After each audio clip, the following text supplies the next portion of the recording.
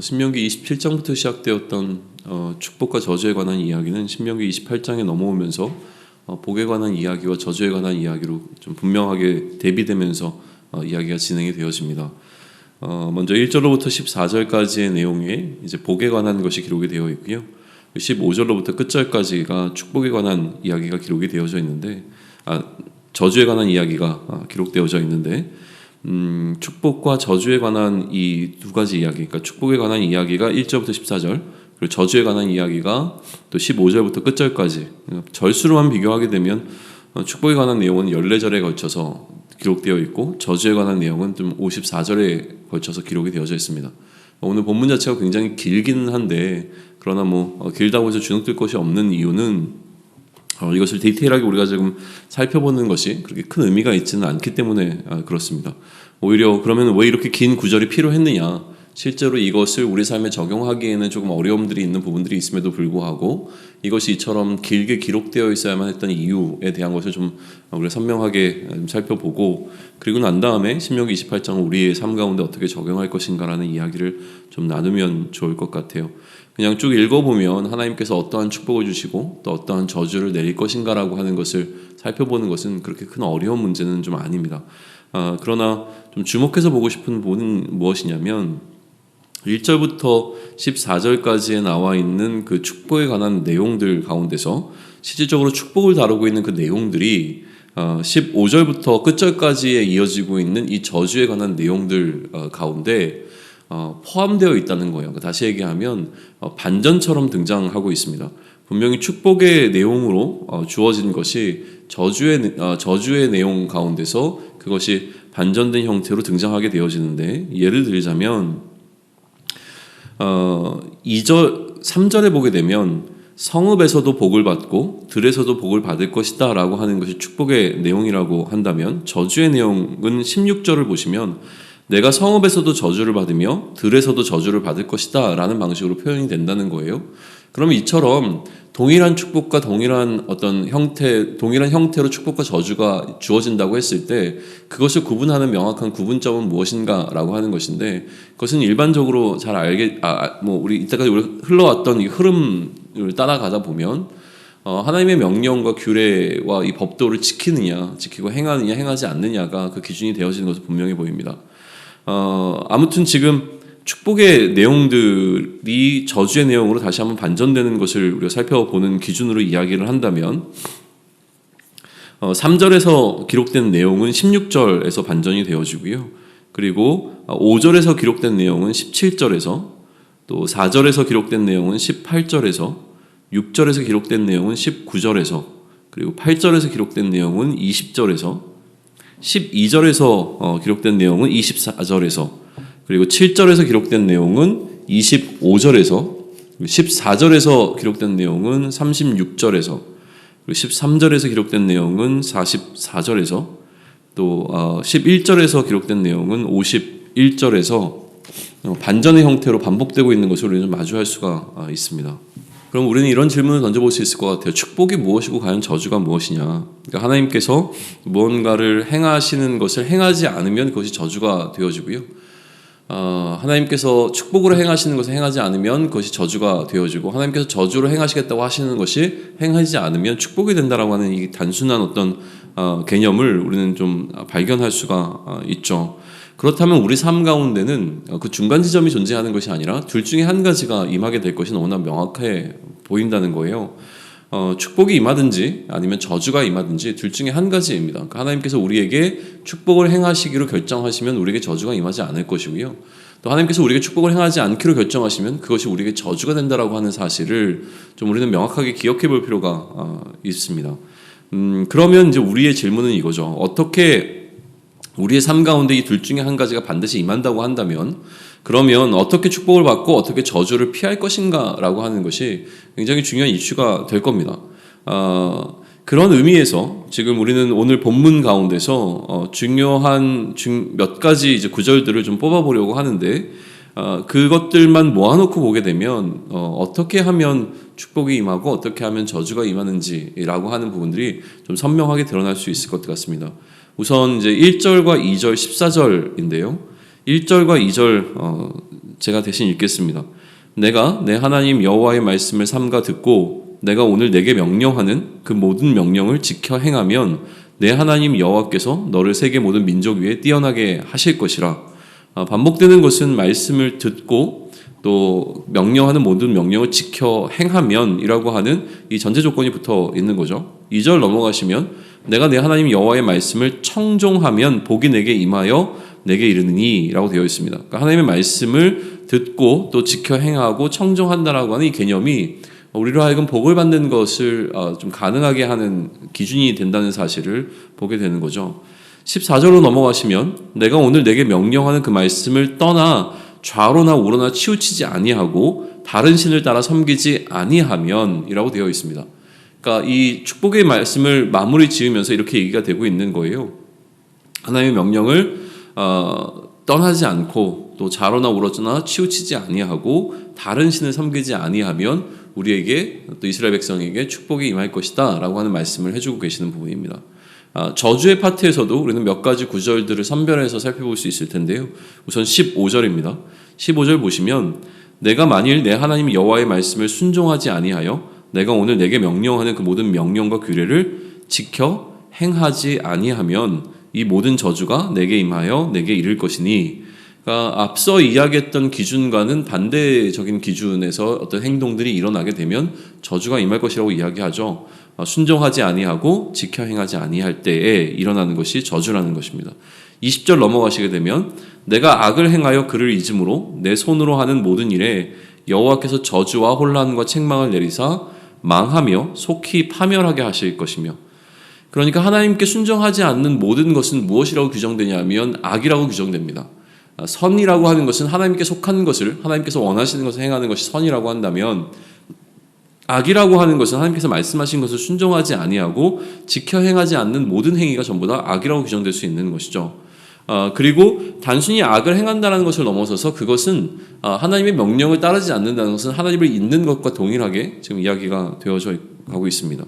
45절 보시면 내가 내 하나님 여호와의 말씀을 청종하지 아니하고 내게 명령하신 그 명령과 규례를 지키지 아니하므로 이 모든 저주가 내게 와서 너를 따르고 내게 이르러 마침내 너를 멸하리니 라고 되어 있습니다. 같은 이야기가 반복되고 있죠. 말씀을 청정하지 아니하고 명령과 규례를 지키지 아니하면 저주가 임하게 될 것이다 라고 이야기를 하고 있어요. 그리고 47절로 넘어가게 되면 내가 모든 것이 풍족하여도 기쁨과 즐거운 마음으로 내 하나님 여호와를 섬기지 아니함으로 말미암아. 그러니까 하나님을 섬기는 것을 이렇게 설명하고 있죠. 하나님을 섬긴다는 것은 결국 하나님의 말씀을 순종하고 그 말씀을 지켜 행하는 것이 될 텐데, 그러한 섬김이 너에게서 존재하지 않아야 할 때에 이러한 저주가 너에게 임할 것이다 라고 설명을 해주죠. 58절 보겠습니다. 내가 만일 이 책에 기록한 이 율법의 모든 말씀을 지켜 행하지 아니하고 내 하나님 여호와라 하는 영화롭고 두려운 이름을 경외하지 아니하면. 하나님의 말씀을 지켜 행하지 않는다는 것을 넘어서서 지금 하나님의 이름을 경외하지 아니한다. 그러니까 하나님의 이름을 경외하지 않는다는 것은 하나님의 이름을 가볍게 여긴다는 것이죠. 그러니까 하나님의 명령과 하나님의 존재와 그러니까 하나님 자체를 우리가 두려워하지 않는 행동들을 하게 되는 것, 그것이 바로 악을 행하는 것인데요. 그러한 일을 행하게 된다면 저주가 임할 것이다 인 거죠. 62절 보겠습니다. 내가 하늘의 별같이 많을지라도 내 하나님 여호와의 말씀을 청종하지 아니하므로 남는 자가 얼마 되지 못할 것이라 라고 기록이 되어 있습니다. 그러니까 전체적으로 오늘 이 28장에서 다루고 있는 이야기의 핵심은 명령을 지켜 행하고 순종하고 또 섬길 것이냐, 아니면 그렇지 아니하고 따르지 아니하고 지키지 아니하고 섬기지 아니할 것이냐를 기준으로 하여서 축복과 저주가 이스라엘 가운데 임할 것이라고 하는 것을 구체적으로 이제 설명해 주고 있는 본문으로 볼 수가 있는 거예요.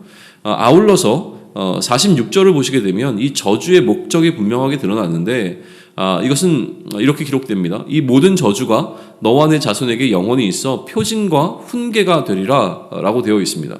그러니까 이 저주를 하나님께서 선명하게 드러내시는 이유는 무엇이냐면 그것이 다른 사람들에게 어떤 표징과 훈계가 될 수 있는 기준점이 된다는 거예요. 그래서 이 저주를 통하여서 하나님께서 의도하신 바가 46절을 통해서 좀 드러나게 되는 것이죠. 축복과 저주라고 하는 것은 그런 의미에서 보게 되어진다면 순종의 결과를 명확하게 드러내주는 역할을 하게 됩니다. 그러니까 우리가 하나님을 순종할 때 나타나게 되는 결과가 축복과 저주라고 하는 것을 통해서 선명하게 드러난다는 거예요. 그러니까 우리가 하나님께 순종하고 있느냐, 순종하지 않고 있느냐라고 하는 것은 이 열매를 통해서, 이 결과를 통해서 우리가 판단할 수 있게 되는 판단의 기준점이 된다고 하는 것이죠. 근데 한 가지 우리가 몇 가지 좀 주의해야 될 사항들이 좀 있는데요. 축복과 저주라고 하는 이 결과가 결국 우리가 하나님을 순종하느냐의 여부를 결정짓는다고 이야기를 한다면 그것을 적용할 때에 우리가 좀 주의를 기울여야 될 필요가 있습니다.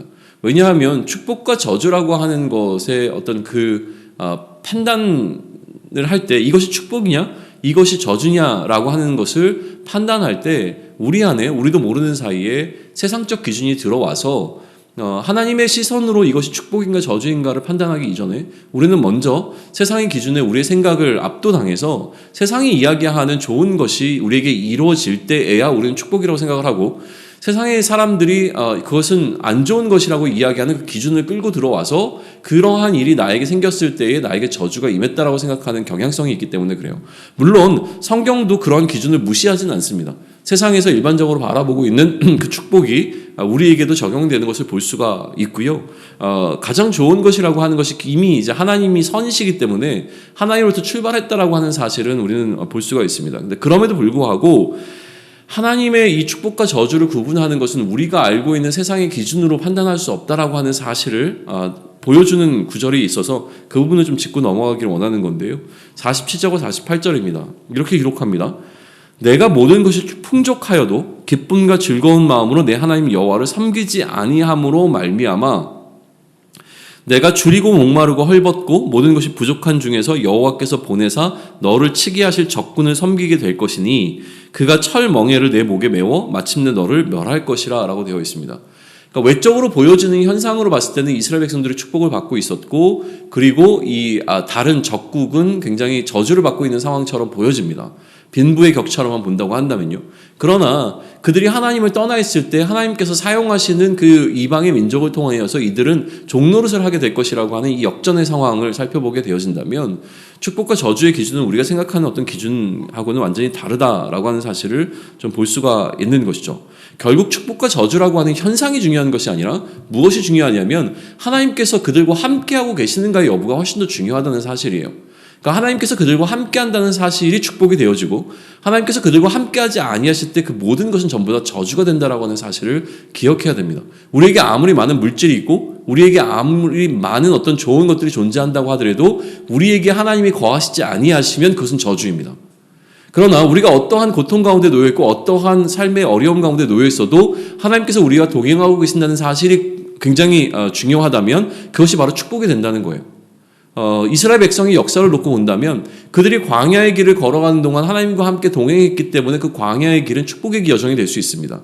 그러나 가나안 땅에 들어가서 그들이 하나님을 잊고 가나안의 우상으로 여겨지는 그 신들을 섬기기 시작하면서 그들 가운데서 하나님을 밀어내 하나님의 존재를 부정하기 시작한다면 그들이 가나안 땅에서 젖과 꿀이 흐르는 그 땅 가운데서 누리는 모든 축복은 결국 저주가 될 것이라고 하는 사실을 이렇게 선명하게 드러내주고 있는 오늘 말씀이라고 하는 사실을 기억해야 하는 것이죠.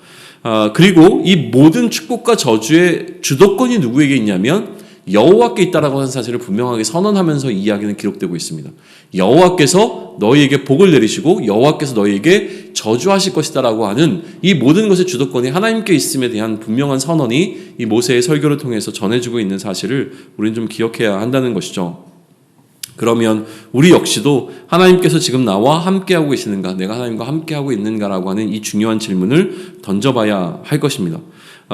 그리고 이 하나님께서, 그러니까 축복이라고 하는 사실이 하나님께서 우리와 함께 하신다라고 하는 것을 축복으로 정의를 내릴 수 있다면 하나님께서 우리와 함께 하실 때 어떻게 하면 하나님께서 우리와 함께 하실 것인가 라고 하는 그 방법을 알려주는데 그게 바로 하나님의 말씀에 순종하는가의 여부를 통하여서 하나님께서 나와 함께 하시는가의 여부가 결정된다는 사실을 알려주고 있는 것이죠. 너희가 하나님의 말씀을 청종하고 순종하고 여호와를 섬기면 이러한 축복을 받을 것이다 라고 하는 사실을 다시 우리가 재해석하게 된다면 너희가 하나님의 말씀을 준행하고 순종하고 잘하나 오너나 치우치지 아니하면 하나님께서 너와 늘 함께 하실 거야 라고 하는 그 메시지로 우리는 이것을 받을 수 있다라고 하는 것입니다.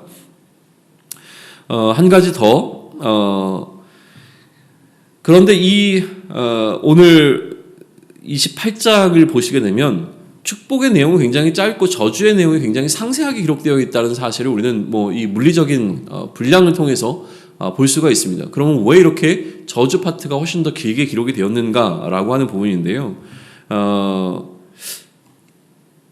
결국 지금 이것은 예언과 같은 이야기잖아요.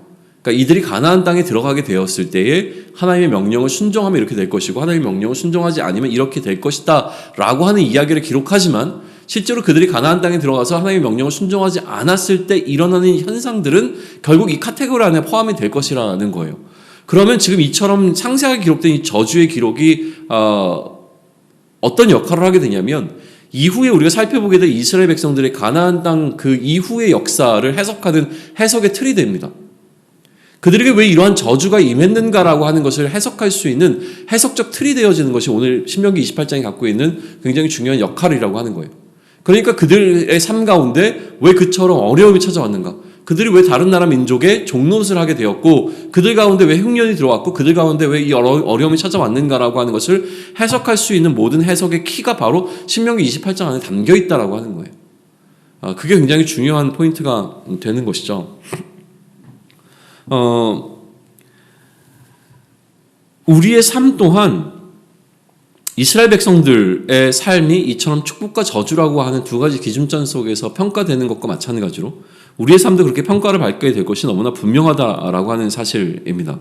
그러면 우리의 삶을 평가하는 기준도 이 신명기 28장처럼 어떤 기준점이 존재하겠죠.